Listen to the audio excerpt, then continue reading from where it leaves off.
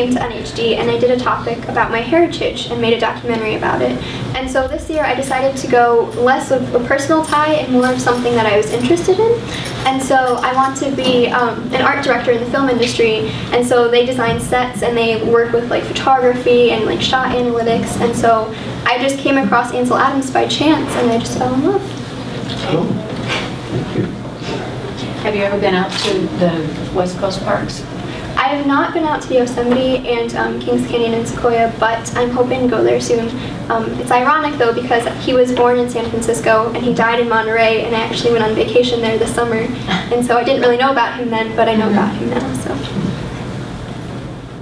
Let's see. Which source did you find the most interesting? Well, I had a variety of archives, such as the National Archives and actually the Wisconsin Historical Society, and so I found those particularly interesting because they had a lot of his photographs.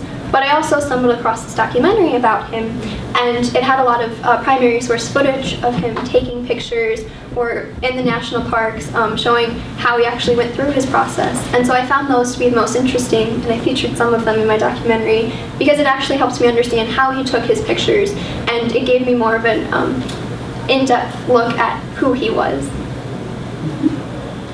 So you had no trouble finding primary sources? The only trouble I had finding primary sources was finding primary sources of him when he was younger, in the background. But since he was a photographer, almost all of my primary sources are from him, and so I had no trouble in that aspect finding primary sources. Okay.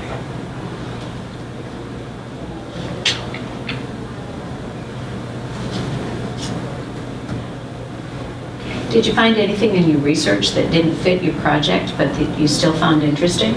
Actually, yes.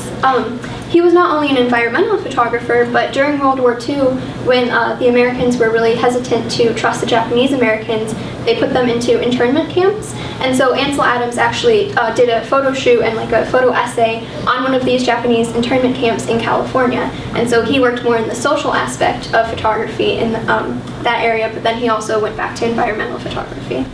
I didn't know that. Cool. If there's one thing you could change in your project, what would it be?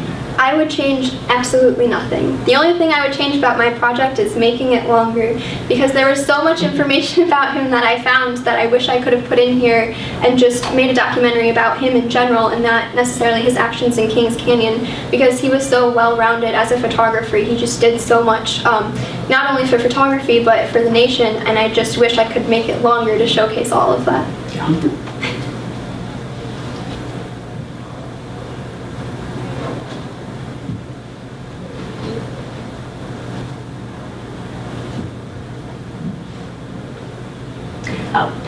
Excuse me. How will this research process help you in the future in other school projects or post-secondary education? Well, as I said, I'd like to go into the film industry, so just the process of making a documentary itself will help me gain some of those skills, filmmaking, using different software. Just learning what goes into actually making a movie will help me in my future career path. Is there anything else you want to share? No, I feel that my video speaks for itself. The only thing I'd like to share is that Ansel Adams is everywhere in our lives, and before making this project I didn't realize that because I didn't really know who he was, even though I'd seen some of his works, and being exposed to that I just realized how much of an impact he had in our nation. Thank you.